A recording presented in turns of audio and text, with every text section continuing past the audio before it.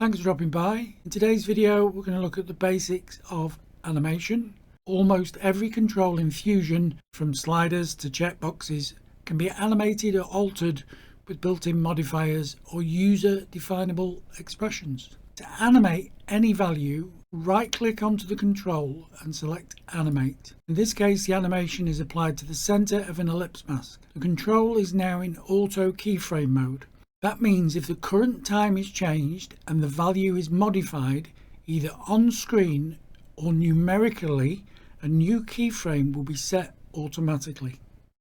While a tool is selective, Alt and the square brackets will move between keyframes.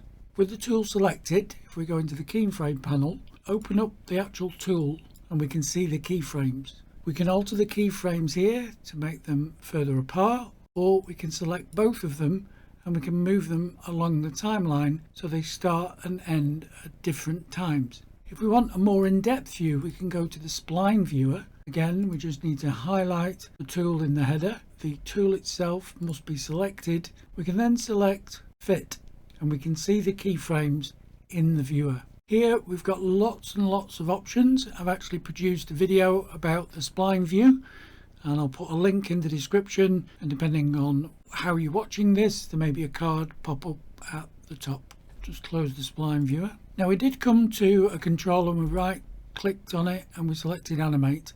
You can also select these diamonds here on the right hand side. These are the keyframe indicators, but they also have a dual function. If we add a modifier, for example, if we had a modifier, we right click and go modifier with, let's say for example we go for the shake control, then it's going to set a red diamond, which actually indicates that we've set a modifier on that control rather than a keyframe. We can then come into the modifier and we've got the controls of the modifier, which can also be keyframed, and this gives us lots of flexibility to make things animate. So we've actually got the width here, and if we play it through,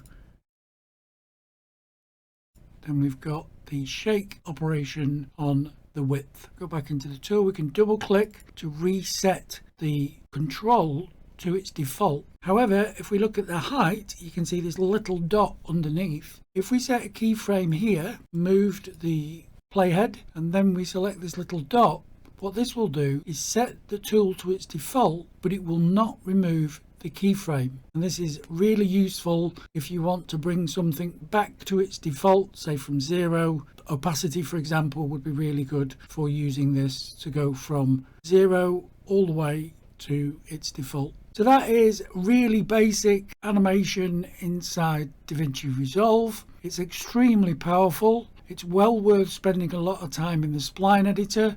That really gives you some granular control. That's it for today's video. Thank you very much for watching. If you enjoyed this video, please like, subscribe and drop a comment, and I'll see you next time.